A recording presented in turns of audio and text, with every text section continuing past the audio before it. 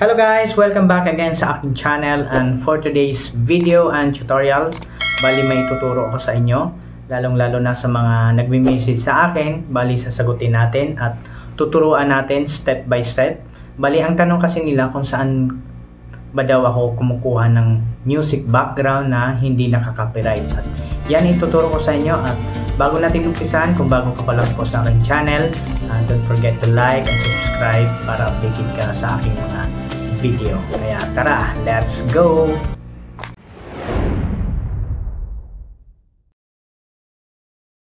At sa umpisa natin guys, pupunta tayo sa Chrome. Tapos isi-search natin dito yung channel content YouTube Studio. At mapapapunta tayo sa ating content channel. At dito sa gilid guys, kiklik natin yung audio library. Ayan. Bali dyan natin makikita yung mga music na hindi makaka-copyright. At ayan guys, kung makikita nyo, sobrang daming mga choices na mga background music. Ayan. Bali, ita-trial muna natin. Magpi-play tayo. Pipili muna kayo guys. Papakinggan natin. At ito.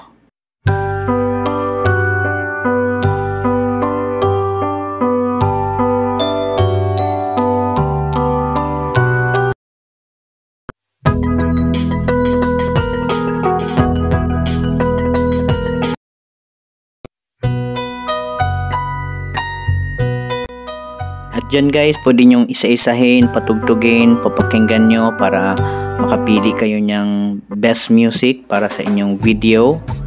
At ayan, bali free po ito guys, kaya marami kang pagpipilian talaga.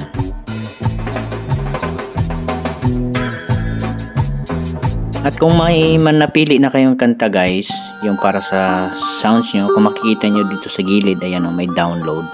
Kiklik nyo lang yan at yan yung lalabas.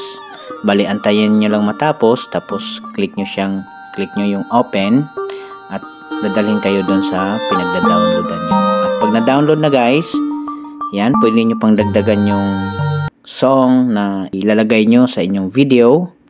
Either 2 song, 3 song, depende sa inyo guys. At kung tapos na guys, balik kayo sa CapCut o anong gamit nyong editor. Not sponsored to guys sa CapCut. At ayan, maglalagay kayo ng video na paglalagay nyo ng tugtog.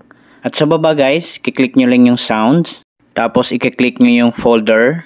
Tapos device. Tapos isi-search nyo dyan guys yung title ng dinownload nyo. Ayan, yan yung title ng kanta na dinownload natin. At itatry natin.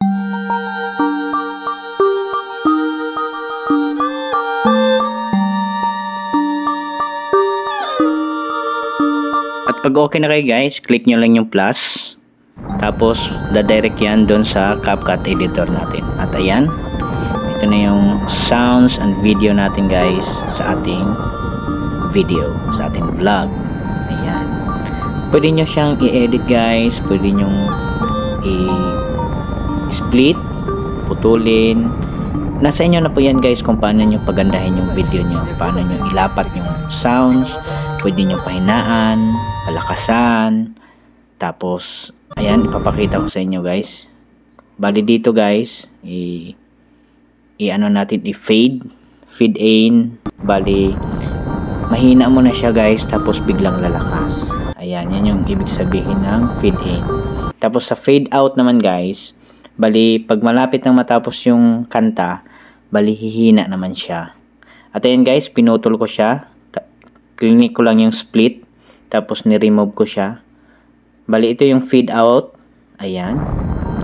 Pakinggan nyo yung tugtog guys. Ayan. Stable na yung sounds niya. Tapos pag malapit na dun sa fade out, medyo hihina yung sounds. Ayan guys. Ayan. Ganon lang siya guys. Tapos, pwede siyang yung in-split natin, pwede nyo ding i-edit, i-fade in, tapos fade out.